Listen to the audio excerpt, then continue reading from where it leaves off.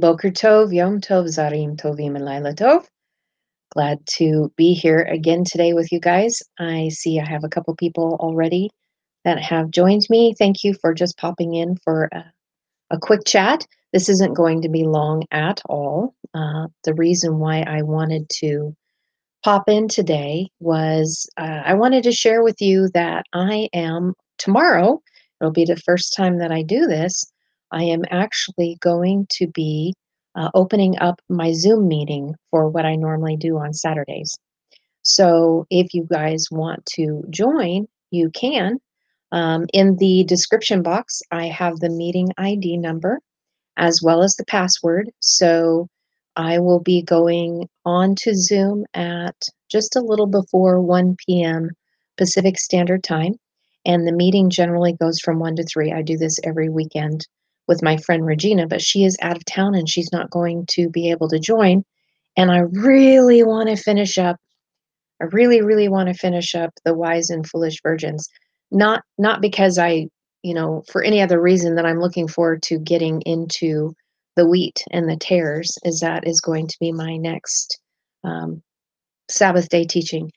And just to let you guys know, we look as Saturday as Sabbath, but this is not something that we do as a religious practice as far as being very as a strict construct. It's just a day that we have chosen to honor. And I know that there's rotating Sabbaths, and I know all those. And I know there's some people that keep Sabbath and some don't. And then there's Sunday and all that. That's what I'm not, I don't even want to get into those discussions. It's just the day that we choose to do it. And we have seen it as a day to turn and build love. And that's what we're going to do. So tomorrow I am going to be sharing and we are going to continue on, but tomorrow's going to be just a little bit different because we are going to be going over a side verse. We are going to be looking at Matthew 7, verse 23. I'm not going to go through all of the verses prior. The only reason why I wanted to discuss that one in particular is because it's very similar to the wording in Matthew 25, where at the end of that parable, it does talk about, depart from me, for I knew you not. And Matthew 7:23 is very close in an English translation. So Regina and I had discussed about comparing the two of them. And so that's what we're going to be doing tomorrow. So Matthew 25, verse 12 is going to be uploaded later today. I finished editing it and it just needs to be uploaded on YouTube. It would be helpful for you guys to have that under your belt prior to the Zoom session, but not necessarily needed. It just will help for continuity's sake, because again, it doesn't really matter where you dig. It doesn't matter what verse you look into. There's so much amazing information in there that even if you're just dropping in and don't have anything under your belt that to come from, in the teaching series, you still will be able to hear a lot and see a lot. So I'm very excited about it, and I think I can have maybe up to 100 people. I'm not expecting that. I'm not saying that's why. I'm just saying that I believe I can have 100 people that can join into the meeting with the program that I've got set up. So hi, Lisa. Hi, Greg. It's good to see you guys. So tomorrow, if you want to join in, again, at 1 p.m. Pacific Standard Time, there will be a Zoom meeting. So please look in the description box so that you can see the meeting ID and the password so you can join in if you would like. It would be fun to have some people there. If you want to be on screen with me, you can be on screen with me, or you can choose not to. You can even call in. In fact, I think I need to go into my invite and actually send one to myself so I can see the call-in numbers and put that in the description box to this meeting right here. So if somebody just wants to call in and listen in, you can certainly do that too. But Zoom also has platforms where you can type questions as well in the process. So, there's lots of ways. It'll be the first time that we do this where I have an interactive Zoom meeting going on with those of you who want to join in and participate in it. Regina and I have been talking about opening those things, those times up to other people as well. So, and since she's not going to be here, it's different. It's different having interaction with energies and people being there and being able to ask questions other than just me sitting and recording by myself. So That's really what I wanted to share with you guys today, other than the fact that I'm still really meditating on what Spirit shared with me yesterday about the we are versus the I am. It's been an incredible thought shift paradigm for me to look at this differently. And I'm now really seeing the parable of the wise and foolish virgins a little bit different. In fact, since I've got a few of you on here right now, it's a pretty amazing that when you shift, when you just get something that the Spirit lays on your heart, it's like through the epiphany, everything just changes. Like in just a brief moment, it's like everything shifts and changes.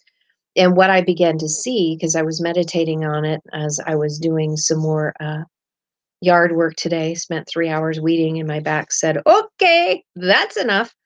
But when I was out there grounding and doing weeding, I really was meditating on this concept of we are in connecting it to the wise and foolish virgins, because the way that I have been presenting it is still from a position of this or that. You're either the wise or you're the foolish.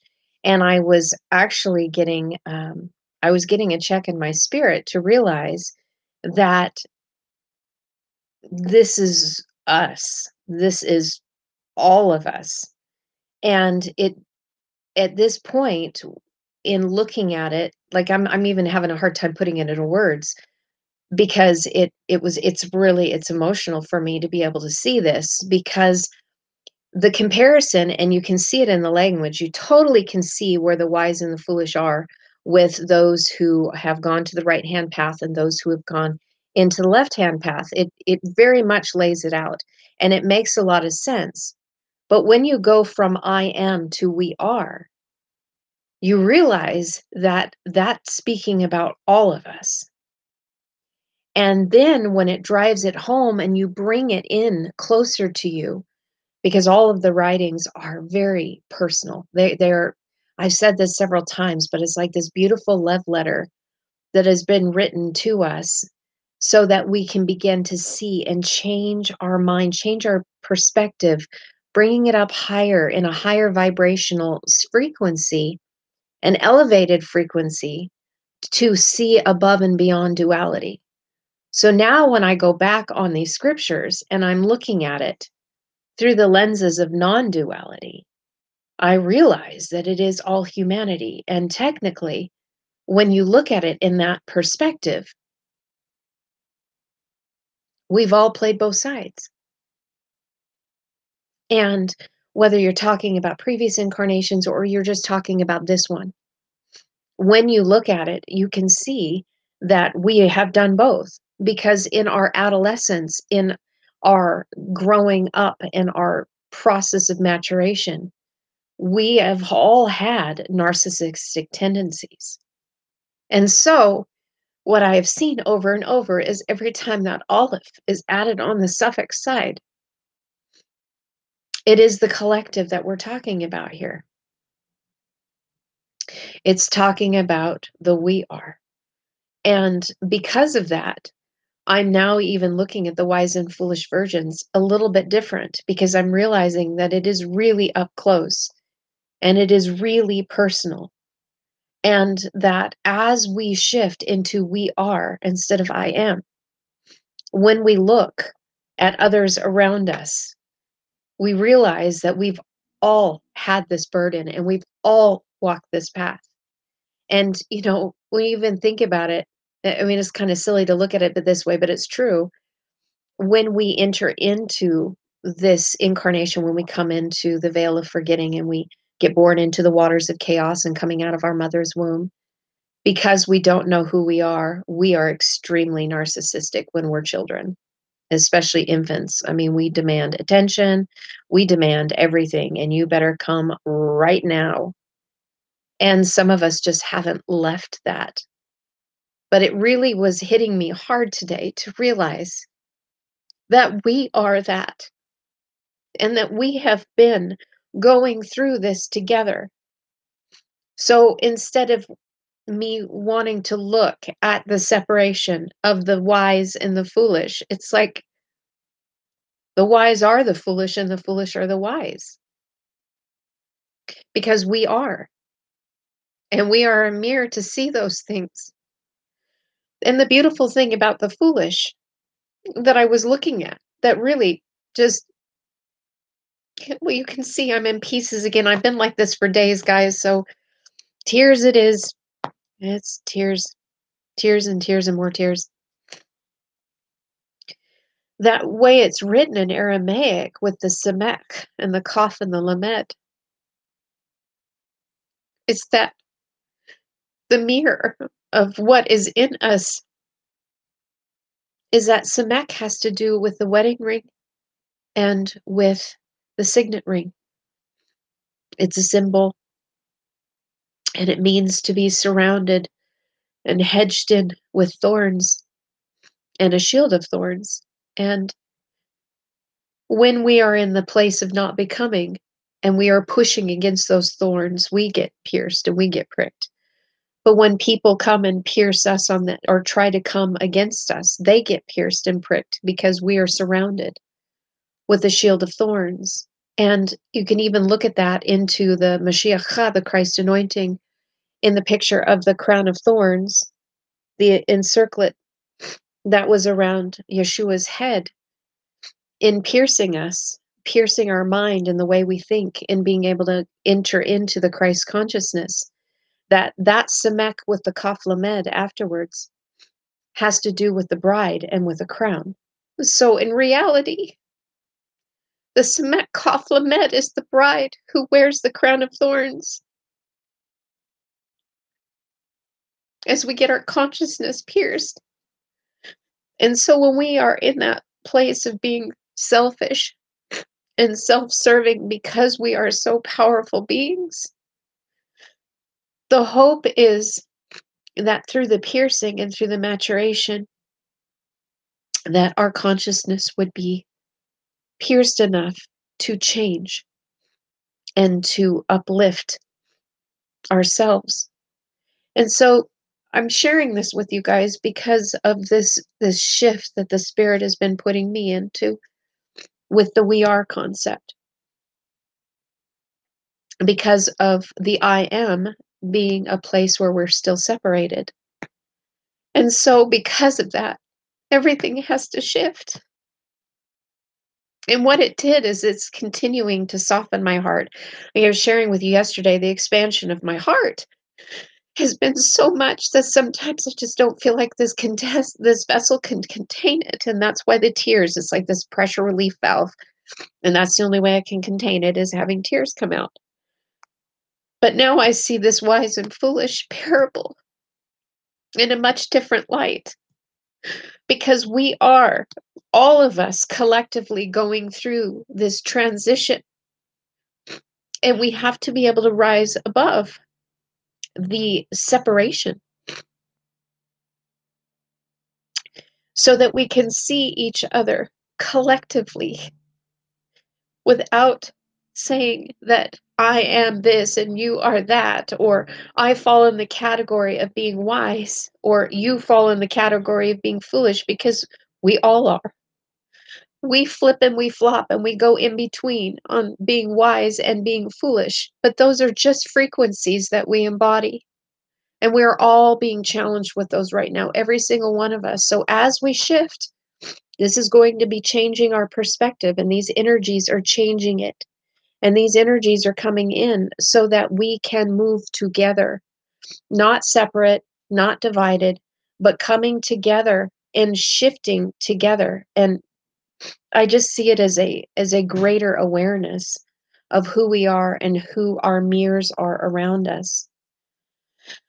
So that's where I'm going to be coming from with the aspect tomorrow on the Zoom meeting. So if you guys would like to join in, I would love it. So again, the meeting ID is in the description box, and the password is there.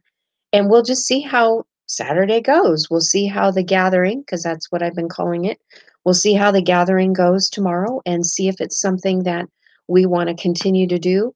And it will be really wonderful. I think I'm looking forward to it.